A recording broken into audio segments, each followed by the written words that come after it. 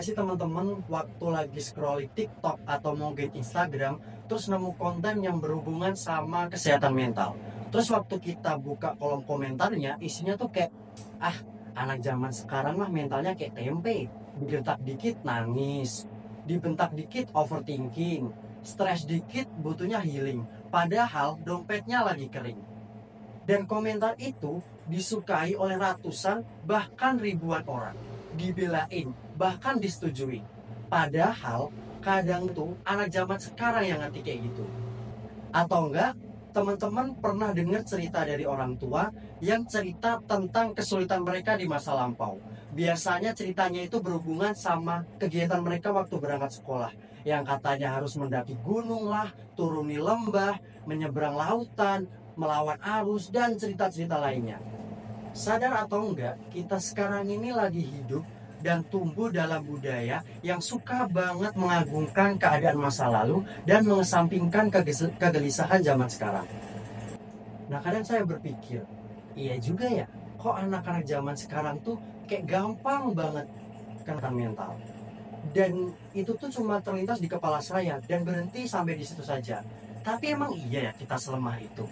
Atau sebenarnya kita tuh nggak lemah, tapi kita tuh lebih jujur sama apa yang kita rasakan. Kita hidup di masa dimana orang-orang tuh mulai berani untuk membicarakan sesuatu yang dulu tuh sering kali dianggap tabu. Kayak kesehatan mental, kelelahan emosional, perasaan cemas, tekanan sosial, dan lain-lain.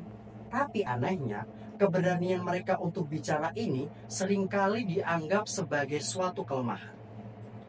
Perkenalkan, saya Ardi Irawan, mahasiswa Teknik Industri Universitas Diponegoro yang kali ini akan membahas mengenai mental anak zaman sekarang, lemah atau sekedar berbeda.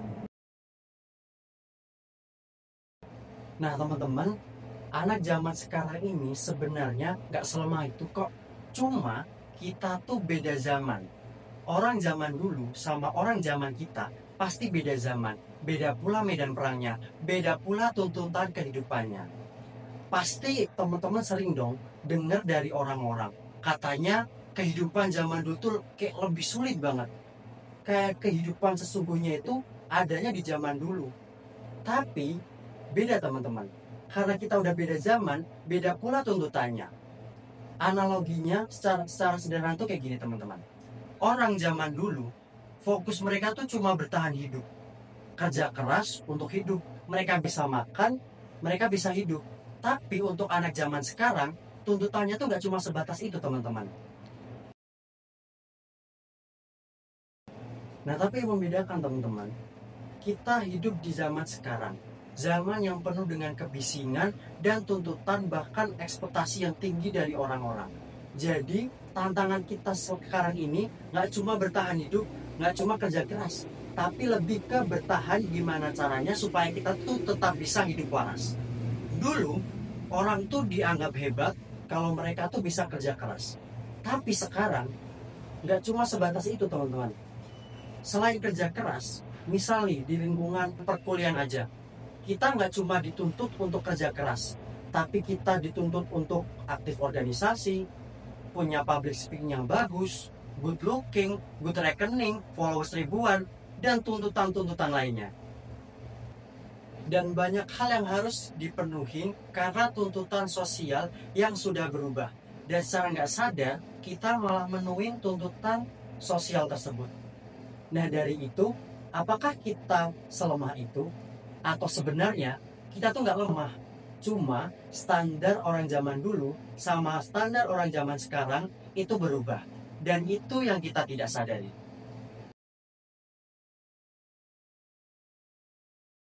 Nah, yang jadi pertanyaan, orang zaman dulu punya nggak sih masalah mental? Jawabannya punya ya teman-teman.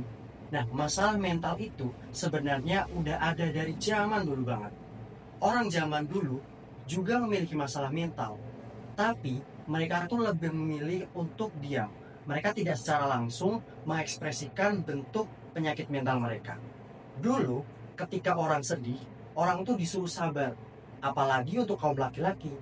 Mereka kalau sedih ya udah diam, nggak ada ekspresi dalam diri mereka seperti menangis, karena Orang zaman dulu, bahkan sampai sekarang, menganggap bahwa orang laki-laki yang menangis itu adalah suatu sosok yang lemah. Nah lagi, kalau ada orang yang punya trauma, ya udah mereka harus kuat. Lagi, kalau orang itu punya depresi, satu-satunya jalan itu cuma berdoa, nggak ada jalan lain. Nah, poin utamanya bukan masalahnya yang nggak ada, tapi orang zaman dulu itu tidak ada ruang untuk membicarakan masalah mereka. Kita pikir mereka itu kuat, tapi bisa jadi mereka tuh cuma diem karena nggak ada pilihan lain selain diem. Itu semua akibat standar yang diciptakan oleh masyarakat itu sendiri. Nah, bedanya dengan zaman sekarang, anak muda itu lebih berani untuk berbicara. Mereka lebih vokal, terutama mengenai masalah yang mereka alami seperti stres, burnout, anxiety, dan luka-luka yang secara langsung itu tidak terlihat dan masih banyak lagi yang dapat mereka vokalkan. Tapi ironisnya, justru karena mereka bicara, mereka itu sering kali dianggap lemah oleh sebagian orang. Padahal menurut data, di Indonesia, 1 dari 3 remaja mengalami masalah kesehatan mental. WHO pun juga menyatakan bahwa remaja hari ini menghadapi tekanan psikologi yang lebih kompleks dibandingkan dengan generasi sebelumnya. Tapi di saat yang sama, hanya sebagian kecil dari orang-orang tersebut yang mendapatkan perhatian dan pertolongan dari masalah mereka. Melansir dari laman Forbes, menurut studi Ogilvy, Februari tahun 2022, 70% Gen Z itu mengatakan bahwa kesehatan mental mereka paling membutuhkan perhatian atau peningkatan. Sementara itu, laporan dari American Psychological Association juga menemukan bahwa Gen Z lebih cenderung melaporkan masalah kesehatan mental daripada kelompok demografi lainnya. Hal ini tidak mengherankan karena Gen Z telah berada di garis depan dari beberapa peristiwa dan pengalaman penting traumatis di dunia, mulai dari pandemi hingga penembakan massal di sekolah yang sering terjadi di Amerika. Nah, sebenarnya mereka tuh bicara bukan karena mereka lemah. Mereka bicara karena mereka tidak ingin generasi berikutnya tumbuh dalam rasa sunyi yang sama. Karena dampak yang dirasakan akan sangat berbahaya. Seperti dampak yang paling berbahaya adalah peningkatnya kasus bunuh diri. Mungkin sekarang adalah saatnya untuk kita berhenti membandingkan luka masing-masing. Luka kita bukan lebih besar atau juga lebih kecil. Luka kita hanya berbeda bentuknya. Dulu kita mungkin diajari untuk tidak menangis. Tapi sekarang kita harus paham bahwa menangis adalah suatu yang normal, sesuatu yang manusiawi. Dan itu bukan merupakan suatu kelemahan, itu merupakan suatu keberanian. Ungkapan ekspresi hati dalam bentuk air mata. Nah teman-teman, anak zaman sekarang itu bukan mereka tidak punya mental. Mereka hanya membangun mentalitas yang baru. Mentalitas yang tidak diam saat sakit. Mentalitas yang berani bilang, aku butuh istirahat. Mulai sekarang, berhenti untuk menyebut kita lemah. Karena kita hanya sedang berjuang. Bukan untuk menjadi seperti kita, tapi untuk menjadi versi terbaik dari diri kita. Di dunia yang sudah berubah total. Mungkin dunia kita hari ini memang terasa lebih berisik, lebih cepat, lebih penuh dengan tuntutan dari segala arah. Dan mungkin wajar kalau terkadang kita merasa lelah, bingung, atau bahkan hampa. Tapi justru di tengah semua kebingungan itu, kita akan belajar hal penting. Bahwa manusia bukan tentang selalu kuat, tapi tentang terus mencari makna, meskipun pelan. Tentang terus berjalan, meskipun langkahnya pendek.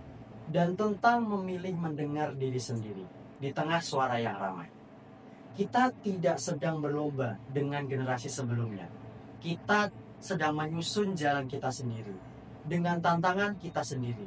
Dan mungkin itu jauh lebih sulit, tapi juga lebih jujur. Karena di akhir nanti, bukan tentang siapa yang paling tahan banting, tapi siapa yang paling bisa tetap utuh sebagai manusia. Mungkin hanya sedikit yang dapat saya sampaikan. Namun dari hal sedikit ini semoga bisa memberikan manfaat bagi kita. Sekian, terima kasih.